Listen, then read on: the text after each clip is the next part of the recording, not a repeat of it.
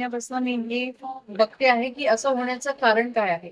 जे आपलं ABC centre आहे, खरं तर ते युनिव्हर्सल म्हणून कोणीतरी कॉन्ट्रॅक्टर आहे, तो चालवतो. त्याच्याविषयी मला अनेकदा कंप्लेंट झालेल्या आहेत आणि सन्माननीय मेनका गांधी देखील त्यावरती चौकशी करतायत. कारण बऱ्याच ठिकाणी आतापर्यंत नाशिक शहरात असं कधी झालं नाही की व्हॅक्सिनेशनच्या नावाने किंवा सर्जरीच्या नावाने कुत्र्यांना पाळीव ते घेतलं गेलं आणि नंतर ते पुन्हा घरी आले आणि ते ठरवते अशी पण म्हणतात. जे आपले श्वानप्रेमी आहेत त्यांनी सगळ्यांनी पण याचा पाठपुरावा केला तर एक शिक्षा गृह आहे.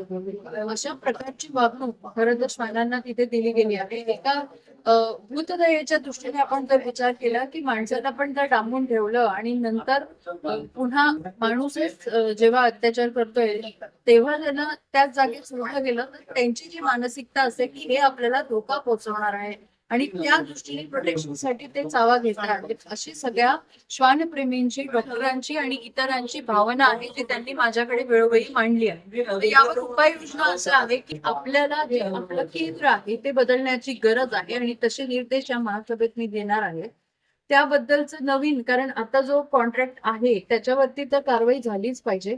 पण श्वानांचा जो नेहमीचा प्रॉब्लेम आहे की एक काय होतं काय नेमकं, कारण ते निर्बीजीकरणासाठी नेतात, त्यांना भलतीकडे सोडतात, श्वान पुन्हा तिथे येऊन बसतात. तर खरं तर आपल्याकडे प्रॉपर पशुसंवर्धनासाठी प्रॉपर दवाखाना पाहिजे, श्वानांची काळजी घेण्यासाठी पाहिजे.